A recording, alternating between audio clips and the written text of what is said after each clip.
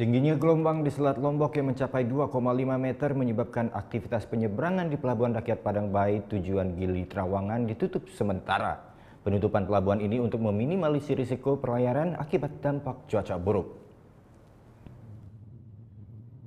Sejak beberapa hari terakhir, aktivitas penyeberangan di Pelabuhan Rakyat Padang Bayi, Karangasem tujuan Gili Trawangan Lombok lumpuh total. Ditutupnya pelabuhan ini akibat dampak dari tingginya gelombang di Selat Lombok yang mencapai 2,5 meter. Selain itu, kencangnya kecepatan angin di kisaran 6-20 knot juga menjadi alasan utama ditutupnya pelabuhan untuk sementara waktu.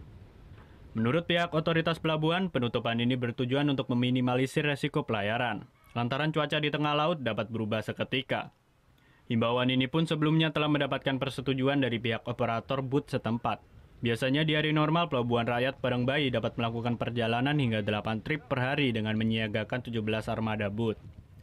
Rencananya, aktivitas penyeberangan di pelabuhan ini akan kembali dibuka pada 28 Januari mendatang. Satu penundaan, satu karena cuaca tidak menentu, lagi pula memang di daratan kelihatan cuacanya bagus, tapi sudah dalam bisa berubah-ubah secara seketika dengan tinggi gelombang dan kecepatan angin. Itu sangat merisikokan bagi pasbut, begitu juga karena kondisi pasbut memang baik, tapi kalau sudah di tengah lautan otomatis ada perubahan seketika karena ketinggian pasbut dengan gelombang sangat tinggi, gelombang daripada pasbut. Meski Pelabuhan Rakyat ditutup, namun aktivitas penyeberangan di Pelabuhan Kapal Feri Padang Bayi tujuan Lembar, Lombok justru tetap normal. Nampak aktivitas bongkar muat kapal berjalan seperti biasanya. Kadek Martana melaporkan untuk NET.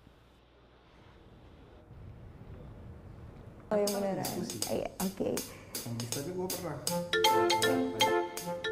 Nah, udah kan nonton beritanya? Jangan lupa di-subscribe, di-like, dan juga di-komen ya akun YouTube dari Net Bali. Terima kasih udah subscribe. Yang belum, jangan sampai lupa. Di sebelah sini nih.